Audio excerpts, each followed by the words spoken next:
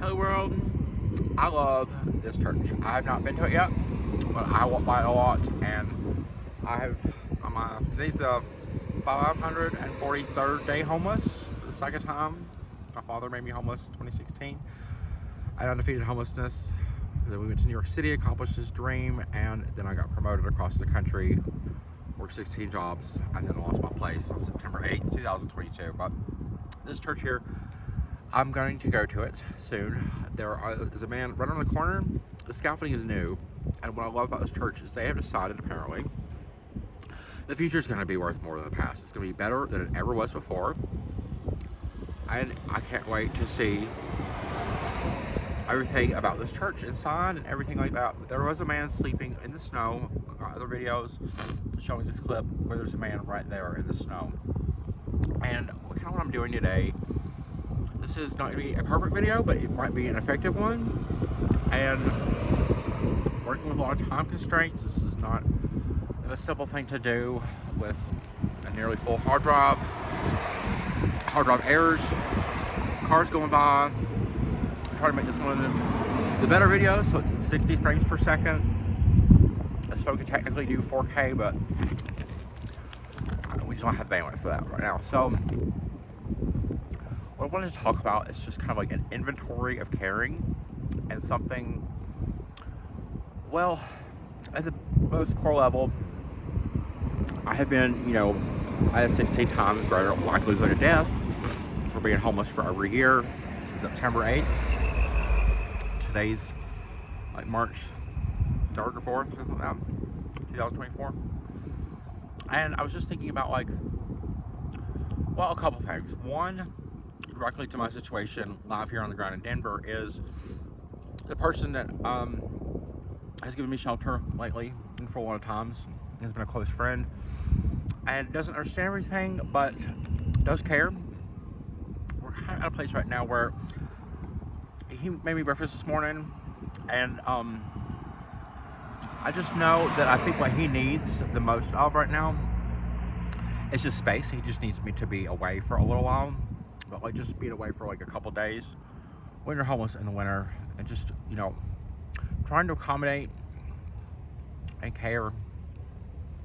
So much of my theme lately has been on the topic of caring, because it's important. It's important. In another video, the one about Titanic, I said, we know people like Cal and Rose's mother, not great people. They still had an ability to care. When that ship was sinking, they still cared about Rose at varying levels or whatever, but they actually did care about Rose making it through that Titanic sinking, didn't they? Well, that's just a good starter point, but I think I need to give the friend I'm staying with some space, but I have nothing. I have 4 employers ready to hire me. Just talked to one of them. There is nothing more I can do, and that is something that's another theme of being homeless. Sometimes you get to a place where there is nothing more you can do. You don't want to be homeless any second longer than you have to be, but there is literally, you're waiting on someone with a home and a job. You're waiting on something that you cannot control, and you have already done the absolute very best. There's nothing more I can do to go back to work any faster. I've put 14 jobs. I have 4 employers that have expressed definite interest in wanting to hire me, and it's just so frustrating when you're like, well, I'd like to give my friend some space. There's nothing more I can be doing employment-wise. However, just finding somewhere to go, and when you're homeless in the winter, you want to give someone space, but there is really nowhere else. That is such an extremely, you pretty much have to be homeless to understand what I'm talking about, on how complex and painful that is. But I wanted to also kind of talk about a little bit about something, an experience I had today that was very emotionally challenging. And that would be, so I'm at 543 days homeless. I'm at a 16 times greater likelihood of death. And it's just a race against the odds. It's nothing, it might not be a direct attack on my life right now. I'm not in a fire. There's no shooter right here right this minute. But if I get on a scooter, I've already done 532 miles on a scooter. my likelihood of being in an accident, something I cannot control, that would end my life or sever my legs, something like that, tremendously. It's such a controllable, extremely high sort of risk factor. And then, you also have to just consider the years of my life that have been shaved due to all the physical, torrential, 24/7, non-stop, absolute threat on my body, being homeless, carrying everything you own, being involved in interstate kidnapping, crossing the country 3 times with less than $15 in your pocket, not having much but faith to go on what will happen when you get to where you're going. All of those sort of things are just things that, were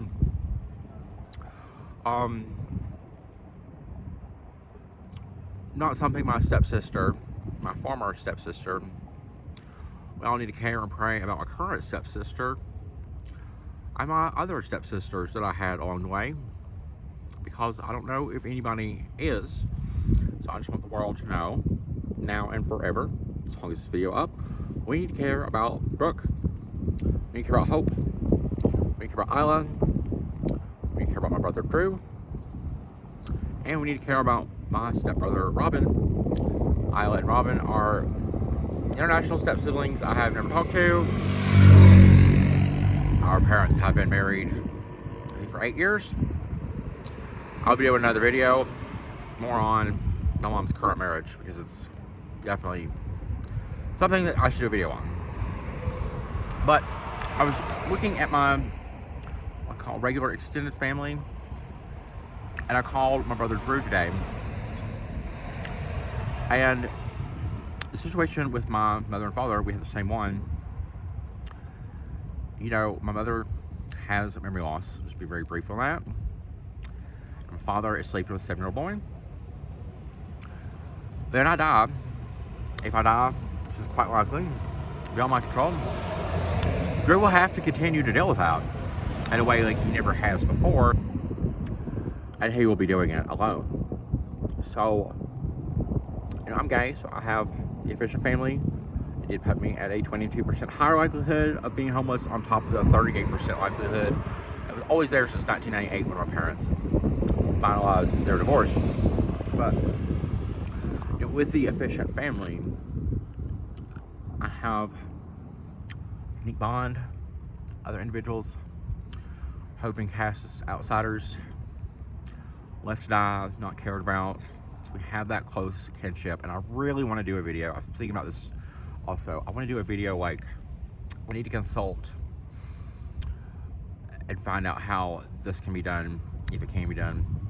But I would love to call some members of my dignified family, the blood relatives of my DNA, and then I would love to call some efficient family. And I would like to call, for example, sorry, I want to have this background really good in this video, but I'd like to call like my mother for sure. I think it would be a great demonstration to the world on how unlike her old self she is. And on that, I think it would probably be, I was thinking about this today. I was getting ready for the day. I was just thinking, probably it's best to be in the mindset, it's hoping for the best for my mother to get better in any way she can. But it's probably a good mental preparation to just go ahead and be in the mindset of our mother, my mother, may be as brain dead as someone in a coma with on a ventilator and never waking up again. It would probably be a good mental, go ahead and get ready for if she is to be that way, or that the next time you talk to her, it is pretty much on that level. What happened to my mother is very concerning.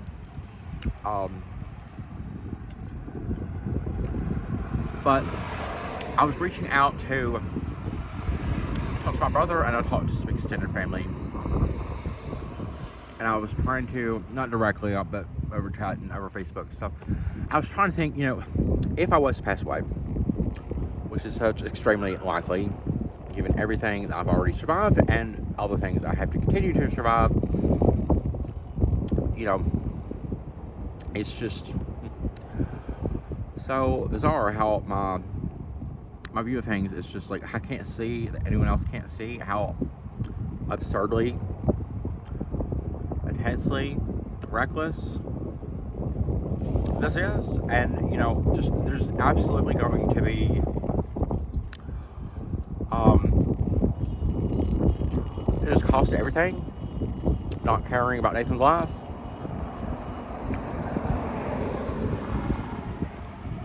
It's going to come with a bill come due at some point, in some way, some form.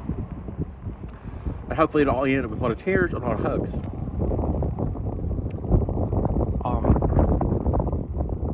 But I was trying to find, who do I know in my family, my blood DNA, who do I know that knows my brother, that will be there and tell my brother if I pass away, and he will not find out right away. Probably will find out later on. The body will never be discovered or returned to the East Coast. There will not be a funeral. My brother found out about his dad's 3 heart attacks when he was the only one. The closest kin was hundreds of miles away every single time. So it's probably going to be very similar to that, except it'll just be, I'm no longer here. And, I don't even know if his response at the time when he finds out, this is, not going to happen, absolutely, but like very extremely likely that it's just, we need to predict for like a 95% chance of rain on Thursday, but rain is like, I'm no longer here. It's just kind of where we are all the times. It's a happy sunny day, and a good mood, but like tonight, if I'm not in one place, not all parameters that I can control, it's just kind of like the scooter. This is the number one death threat to me, but it could be anything. And so I was just trying to find the inventory of my family and like which relative out there will care for my brother and be the one that he can cry on their shoulder when he needs to, because I believe it will probably happen. We're 3 years apart, my brother and I, but I cannot find, this is a very solemn moment, I cannot find someone in a 24-hour period that would say, I understand where you're at, what you're asking, and yes, I can give you assurance that if you're no longer here, Nate, I will love your brother like I have never loved him before, and he will always have arms to hold on to in some way, at some time. How fast can American Airlines fly over America is a question I ask a lot, and they can fly like 575 miles per hour. My brother came to Denver years ago before I moved here on vacation. Cannot rationalize how extremely important it would be for him to be in Denver now. Like, it's a concept, like, I was speaking calculus and Swedish to him. It's just like, I have to get back to that later, but like, I don't know if I'm going to be alive tomorrow. What if that day happens? Like, Garth Brooks, what if tomorrow never comes? It's just like, so there. So I cannot find a relative that cared, that was concerned, or that maybe they're out there. And then I also talked to my brother, who, granted, I think I woke him up from a nap or something. He also could not respond. Maybe he will in the future, but maybe he'll wake up, and so I want to give him the benefit of the doubt, but it just seemed like my brother was not able to comprehend plain English I was speaking to him, and so hopefully somebody is going to come forward and just soon and just say, you know what, Nate? Maybe right. Maybe like we just need to let you know for sure. Absolutely, we have never done it before. That your brother will be looked after and cared for like he never has ever before. It'd be great if someone could do that. And I'm going to actually ask the descendants of my Uncle Bob on my mom's side. My oldest uncle killed himself in 96. Pretty sure was homeless before that. Team Bob. Josh, Becca, Addie, and Shay. We need to know where Shay is. Shay has a different mother. The color of her skin's different. She's probably homeless. Probably might be. She might not be alive. We need to know these answers. It is a service to not say to the world, I don't know where my cousin Shay is. Concerned about her. We need to care. We need to care about Shay. Josh, Addie, Becca. I said it in the video before. If there was going to be greatness out of you, it would have already came. Some of our oldest granny's oldest grandchildren for you guys. I'm going to challenge you again, and I only know how to get a hold of one of you. The last time I tried,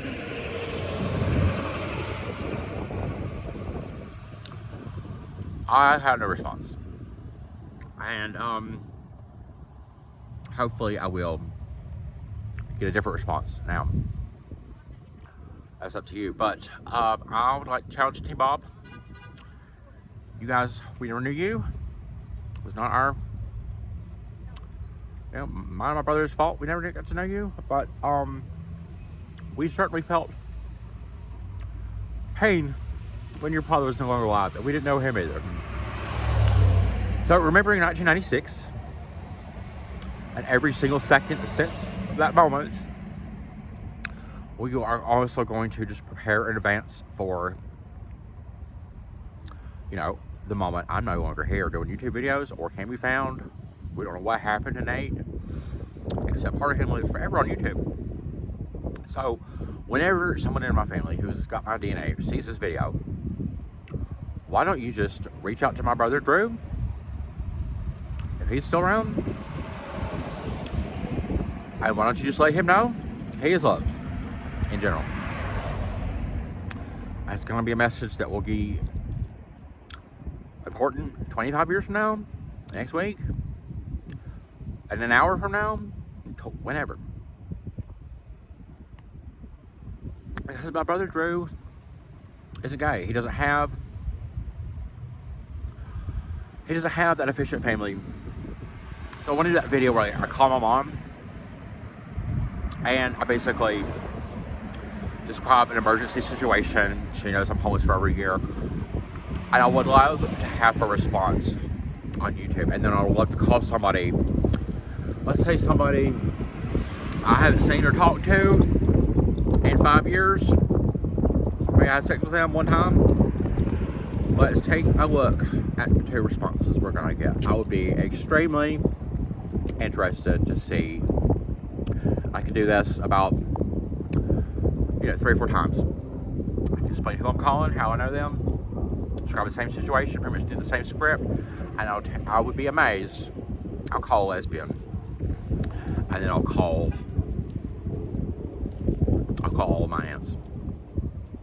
That would be very, a lesbian from high school and my aunts. That would be very interesting to see how their response would be so different if I need, money for a train ticket to get out of the snow, which is not about it. It would be just alarming. I already know how it would probably be. I would just want to verify that I think I'm correct on how that would be. But I'm going to end this video by just saying, so I've been an inventory of caring. It's just been a present situation here on the ground. Just I need to give somebody some space just to preserve the best, to have, we've been around each other a while, and he just needs some time. I get that, but I just need to know what would be the best plan and formulate all that, and then hopefully stay with him again, because when these employers are so close to here, it would be a way to feed homelessness.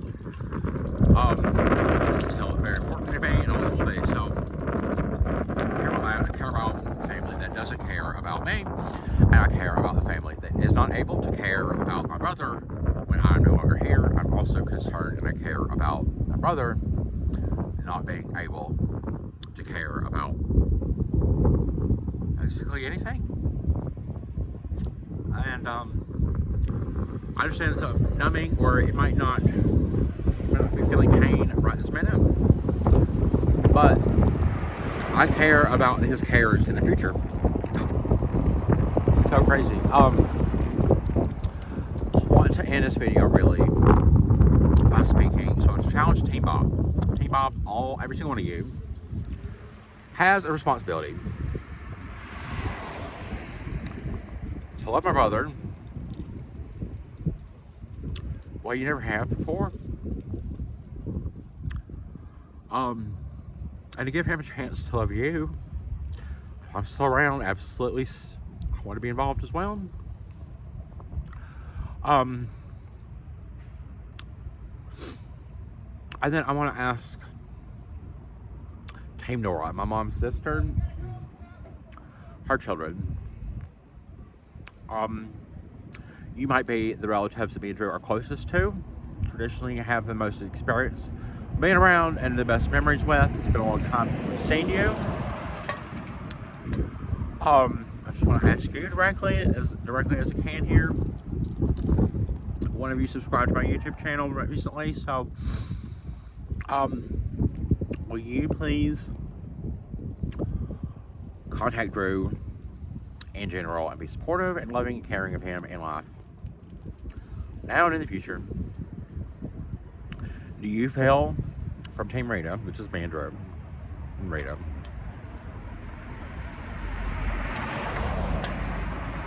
as the family leader, I'm asking you in my caring inventory exercise, do you feel cared about and loved from us? Because if you don't, why don't you please let me know? There's probably not much I can do on dealing with Queen Mother's level of caring. It's just something we're hoping for the best for. I'm praying about. But if you don't feel like my brother Andrew cares, if you're related to me at all, why don't you please let me know and let me say what I can do as his oldest brother and leader of the family on Chronically Homeless for over a year. I reached 88,000 people in the world last month. I'll say what I can do about that. I'm gonna end the video. It's 22 minutes long. Just said about all I want to say. Oh, one more thing. I'm gonna try to pull cares, like pulling a turnip. I'm trying to pull cares out of the grave right now from the only uncle I ever knew for sure that loved me, Uncle Mike. It's important. There's an attempt to be made, starting right now and going on until it's done.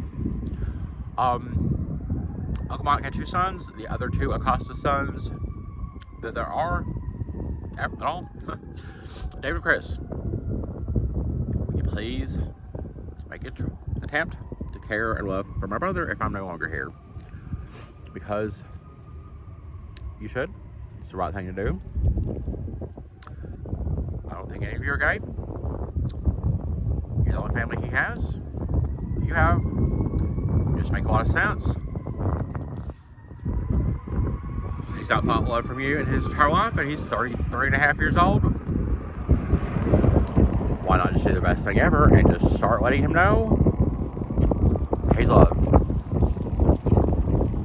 Do it for your mom, because your dad loved her till the day he died. Nora, my mom's sister, my dad's brother, loved you, and all the ways he cared about you much for your general well-being and that you would be safe and happy. I know that for sure. He loved Teresa, David and Chris's mother. He loved other women too. Teresa was number 1 for him.